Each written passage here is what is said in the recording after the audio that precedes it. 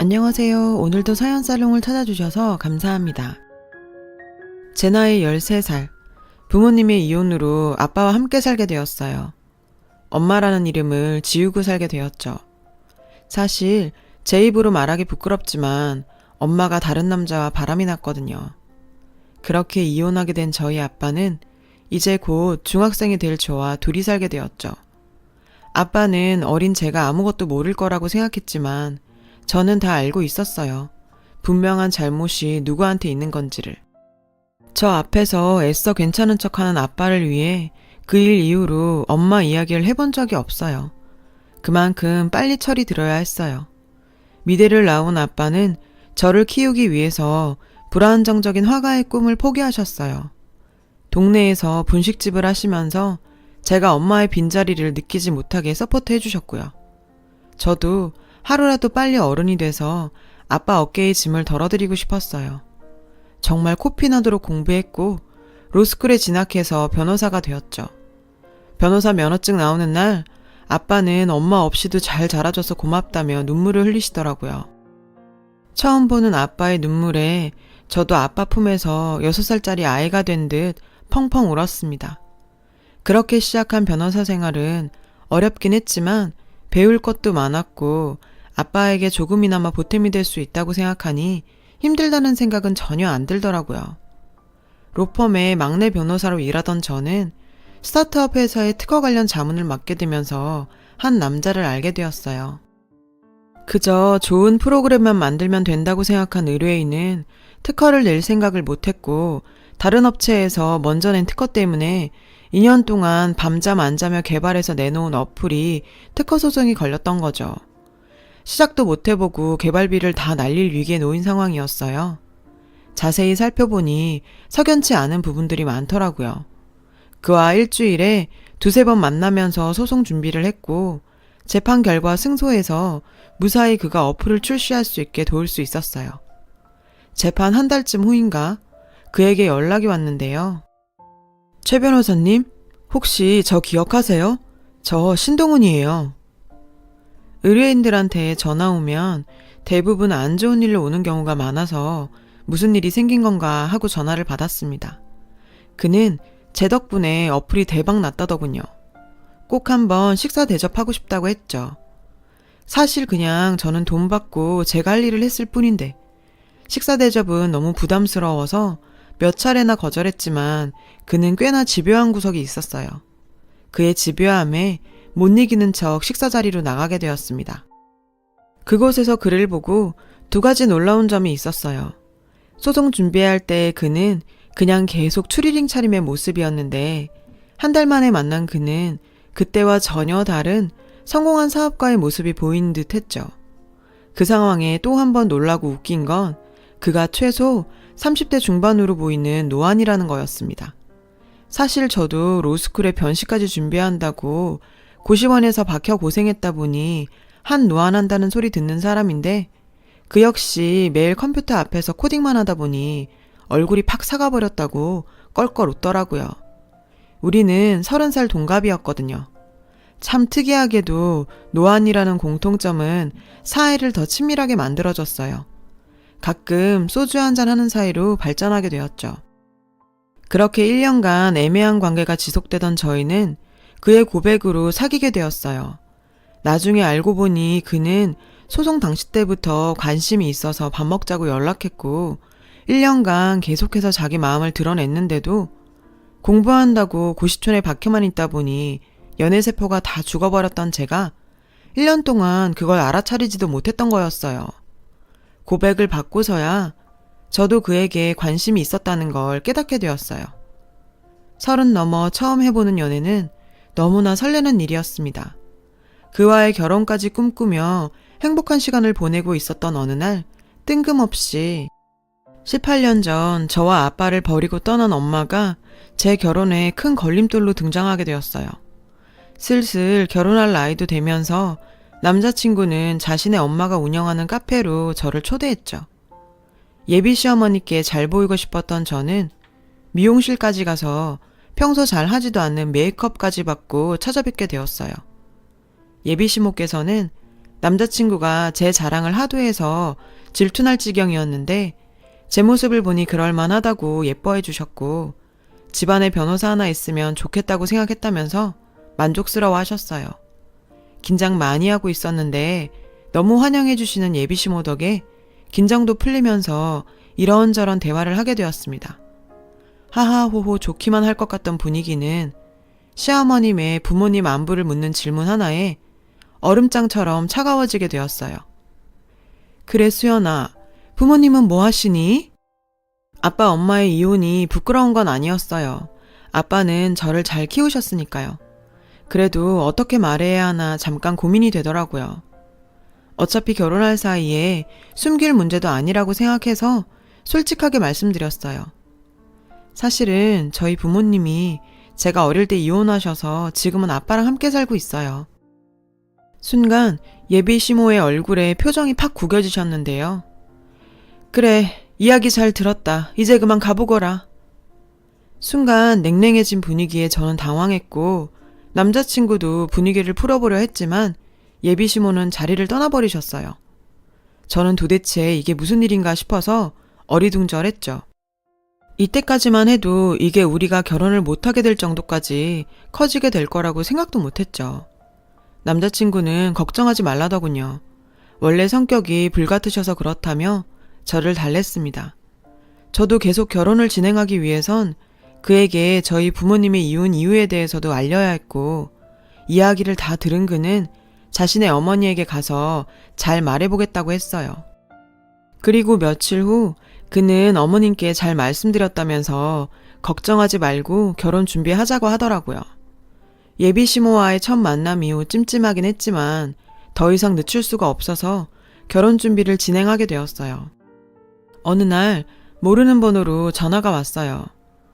변호사식이나 되는 애라 똑똑하게 알아들을 줄 알고 길게 말 안 했는데 동훈이가 물러 터져서 너한테 말 안 했나 보구나.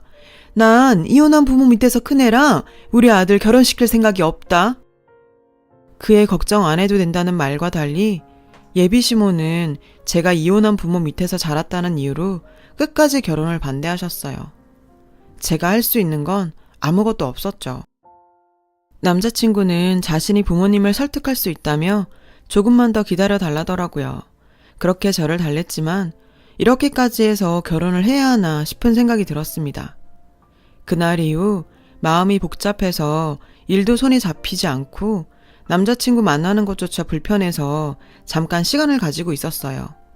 사무실에 제 손님이 왔다는 소리를 듣고 나가보니 그의 엄마가 서 있었어요. 내가 알아듣게 말한 것 같은데 아직도 우리 아들을 만나고 있니? 내가 이래서 안 된다고 하는 거야. 이혼한 부모 밑에서 큰 애가 무슨 가정교육이나 제대로 받았겠니? 로펌에서 아직도 가장 막내 변호사라 행동 하나하나 눈치 보면서 지내고 있었는데 갑작스럽게 남의 직장에 찾아와서 악담 붙는 예비시모 때문에 의도치 않게 제 개인사가 로펌 사람들에게 공개돼 버렸는데요. 야, 내가 듣자하니 너희 엄마가 바람나서 이혼한 거라면서. 얘, 바람도 유전이다. 유전이라는 통계가 있어. 알아? 우리 아들이 너랑 결혼했다가 이혼이라도 하면 어쩌려고 너랑 결혼을 시키니? 정말 수치스러웠어요. 직장 동료들 앞에서 발가벗겨진 기분이었죠. 제 파혼 소식과 왜 내 입으로도 말 못하는 개인사를 남의 입에 의해서 공개돼야 하는 건지 참. 그리고 그 여자의 마지막 한마디는 간신히 잡고 있던 이성의 끈을 놓게 만들었어요. 아참, 너희 아빠 자꾸 나한테 전화하지 말라고 해라. 결혼 못 시킨다고 알려주려 전화했더니 그 다음날부터 집착병 환자처럼 전화를 해대네. 이러니 이혼하는 데는 다 이유가 있어. 그러니 너희 엄마가 도망을 가지. 저희 아빠까지 조롱하는 모습에 순간 저도 이성을 잃었어요. 이 미친 X의 머리채를 잡아버렸는데요. 바깥에서 지켜보고 있던 동료들이 아수라장이 된 제 사무실에 들어와서 저를 뜯어 말려서 겨우 진정이 되었습니다. 나도 이 결혼 안 해. 너 같은 시어머니 모실 바에 내가 그냥 노처녀로 늙어 죽는 게 낫지. 이혼 부모 밑에서 커서 그렇다고? 당신 같은 쓰레기 부모 밑에서 큰 동훈 씨가 더 불쌍하네요. 직장에서 개인사가 적나라하게 드러나버린 저는 더 이상 그 로펌을 다닐 수가 없어 퇴사하게 되었습니다. 남자친구와도 결별을 고하게 되었어요. 남자친구는 이렇게 헤어질 수는 없다며 매달렸지만 더는 그 여자랑 엮이고 싶지 않았어요. 무엇보다 용서할 수 없는 건 저에게만 그런 모욕을 한 게 아니었어요. 그 여자는 저희 아빠에게도 전화해서 이혼 과정에서 자란 아이는 며느리로 받아줄 수 없다며 딸아이 정신 차리게 하라고 쏘아붙였답니다. 아빠는 자신의 이혼 때문에 제가 이런 대접을 받고 있다는 사실에 큰 충격을 받으셨다고 했어요.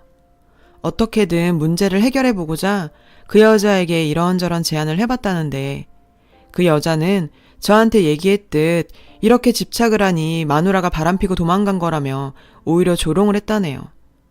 아빠는 저에게 말도 못하고 끙끙 앓고 계셨던 거였어요.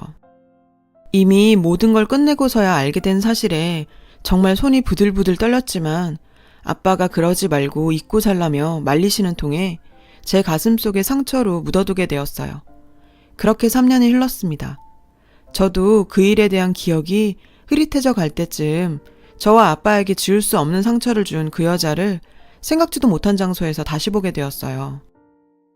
저는 변호사 5년 차가 되면서 새로 취직한 로펌에서 이혼 전문 변호사로 일하고 있었거든요. 어느 날 제 의뢰인으로 온 그 여자를 한 번에 알아볼 수 있었어요. 맞은 놈은 평생을 기억해도 때린 놈은 기억도 못한다고 했나요? 어처구니 없게도 그 여자는 이혼 소송을 당한 상태였고 참나, 심지어 저를 알아보지도 못하더군요.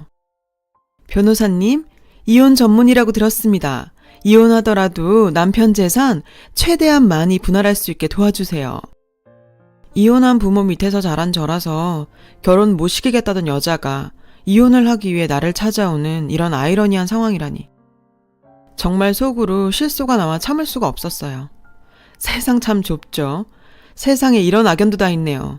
아주머니가 이혼한다고 수많은 변호사들 중에 날 찾아오다니요. 사실 3년 전 저와 두세 번 만난 게 전부였던 그 여자가 저를 못 알아보는 게 어쩌면 당연하기도 했죠. 그 여자는 제가 무슨 말을 하는지 못 알아듣고 어리둥절한 표정을 짓고 앉아 있었어요. 그 여자에게 제 명함을 내밀었어요. 최수연이에요, 제 이름. 제 이름도 모르시죠? 기억 안 나세요? 3년 전에 당신이 결혼 반대했던 당신 아들 여자친구. 당신이 그랬잖아요. 이혼한 사람들은 무슨 문제가 있어서 하는 거라면서요?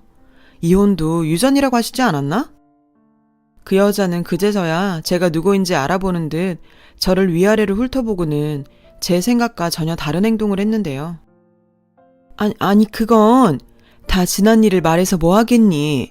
우리가 이렇게 만난 거 보니 인연은 인연인가 보다. 나도 후회 많이 했다. 우리 아들 너랑 헤어지고 아직도 여자도 안 만나고 결혼할 생각도 안 하는 것 같아서 내가 걱정이 크다. 그래서 말인데 너 동훈이랑 다시 잘해보면 안 되겠어? 제 직장까지 쳐들어와서 제 개인사까지 들춰내버린 인간이 아무렇지도 않게 다시 자기 아들을 만나보라고 하는 뻔뻔함에 제대로 팩트폭격 날려줘 버렸어요. 내가 당신 아들을 왜 만나? 당신이 말했잖아? 이혼한 부모 밑에서 자라면 제대로 가정교육 못 받고 자란 거라면서. 당신 지금 이혼하러 온 거 아니야? 그럼 네 아들은 이혼 안 할 것 같니? 당신 말대로 하면 이혼 확정인 남자를 내가 왜 다시 만나? 그리고 뭔가 착각하는 것 같은데 당신 과실로 이혼 소송 당해서 여기 온 거야. 당신 남편한테 빌어도 모자랄 판에 재산 분할을 도와달라고? 진짜 불륜 저지르다 걸려서 이혼 소송 당해 변호사를 찾은 주제에 용감한 건지 멍청한 건지 재산 분할까지 요구하는 무식한 그 여자는 아직도 정신을 못 차린 듯 보였어요. 나도 변호사이기 전에 인간이야. 내가 어떻게 당신 변호를 하겠어? 그리고 내가 한 가지 알려줄까? 3년 전에 당신 아들 나한테 무릎 꿇고 빌면서 당신 버리고 나한테 오겠다던데? 그건 알란가 모르겠네. 항상 무례하고 뻔뻔하게 굴던 그 여자는 자기 아들이 본인을 버리려고 했다는 말을 듣고는 상당히 충격에 빠진 모습이었어요. 아무 말도 못한 채 얼빠진 표정으로 휘청거리면서 제 사무실을 나갔어요.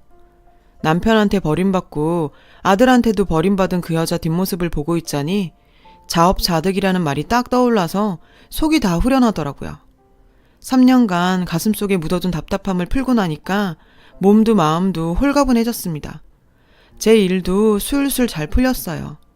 변호사로서 회사에서 입지도 탄탄해졌고 만나고 있던 사람에게 프로포즈 받아서 내년에 결혼 약속까지 잡게 되었죠. 무엇보다 달라진 건 저희 아빠의 삶이에요. 저를 홀로 키우기 위해 본인의 꿈인 그림 그리는 것도 포기하고 살았던 아빠께 얼마 전 작은 화실을 선물해 드렸거든요. 다시 그림 그려보는 게 어떠냐며 제안했죠. 아빠는 분식집도 접고 매일 화실에 들어가셔서 작품 활동하고 계세요. 그림 그리면서 행복해 하시는 모습을 보니 지금까지 제가 아빠의 삶을 뺏은 것 같아 너무 죄송한 마음이 들었네요. 저도 제 자식을 낳고 살아갈 텐데 아빠처럼 자식을 위해 살 수 있을까 생각 들 정도로 아빠의 사랑은 컸습니다. 사람마다 개인의 사정이 있고 사연이 있는 건데 자신의 삶, 한 치 앞도 못 내다보면서 다른 사람에게 상처부터 주는 그런 사람들과는 아예 차원이 다르신 분이죠. 제가 행복하게 잘 사는 게 아빠한테 보답하는 길이겠죠. 아빠한테 세상 감사합니다. 이런저런 일을 겪고 두서없이 쓴 사연 들어주셔서 감사합니다. 좋은 일들만 있으시길 바랍니다.